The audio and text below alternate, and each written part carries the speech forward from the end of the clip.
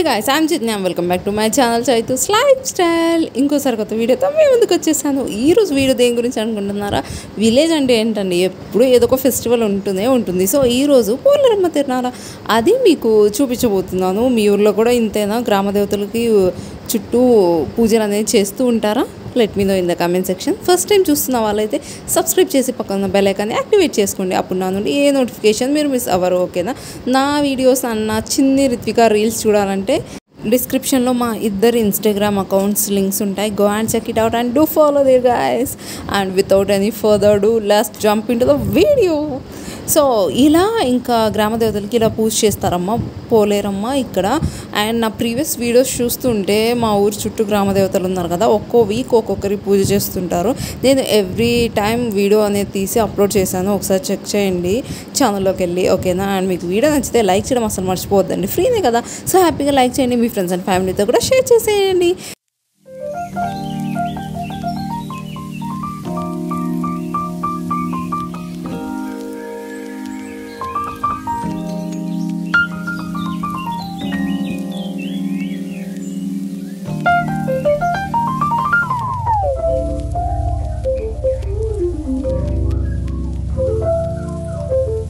ఇంకా అలా మార్నింగ్ పూజ అయిపోయింది కదా, ఈవినింగ్ వచ్చేసి అంత కూల్గా వెదర్ ఉంటే, అంటే మాకు వర్షం పడుతుందిలేండి అందుకే.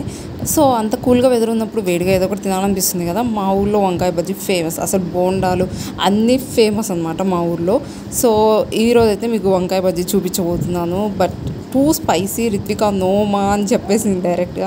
ఎందుకంటే దాని లోపల స్టఫింగ్ చాలా స్పైసీగా ఉంటుంది. పెద్దవాళ్ళు అయితే సూపర్గా ఎంజాయ్ చేస్తారు, కానీ చిన్న పిల్లలకి అంతగా నచ్చదు. నేను చాలా మంచిగా ఎంజాయ్ చేస్తున్నాను. నాలాగా ఎంతమందికి వంకాయ బజ్జీ ఇష్టం? ఏదో నార్మల్గా వంకాయని కట్ చేసి బజ్జీ వేసేయడం అంటే నార్మల్గా ఉంటుంది, ఆ స్టఫింగ్ ఉంటుంది చూడండి, చాలా మంచిగా ఉంటుంది. అండ్ నెక్స్ట్ కమింగ్ టు చేపల పులుసు.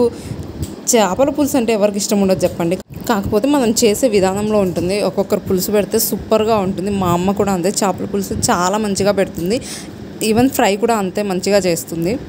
ఫస్ట్ ఇలా ఉప్పు, కారం, ధనియాల పొడి, గరం మసాలా అండ్ పసుపు బాగా మిక్స్ చేసి కొంచెం పక్కన పెట్టేసి తర్వాత లైట్గా ఫ్రై చేసి కర్రీలో వేస్తే బాగుంటుంది. అలా కాకుండా డైరెక్ట్ కర్రీలో వేసేస్తే అంత మంచిగా టేస్ట్ అనిపించదు. ఇది ఒక ప్రో టిప్ అనుకోవచ్చు మీకు కుకింగ్లో.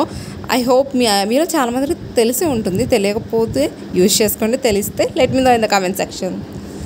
చూసారు కదా, ఇలా లైట్గా ఫ్రై చేసుకోవాలి. మన ఇష్టం, ఓన్లీ ఫ్రై అయినా చేసుకోవచ్చు, లేకపోతే లైట్గా ఫ్రై చేసి కర్రీలో వేసేయచ్చు. సో ఇక్కడ పక్కనే పులుసు అండ్ నెక్స్ట్ ఫ్రై పక్కన పెట్టేసి రెండు ఒకే టైంలో చేసుకోవచ్చు. చాలామంది చేపల పులుసు అంటే ఏదో టైం టేకింగ్ అనుకుంటారు, కానీ చాలా ఈజీ అండి నాన్ వెజ్లో ఇదే.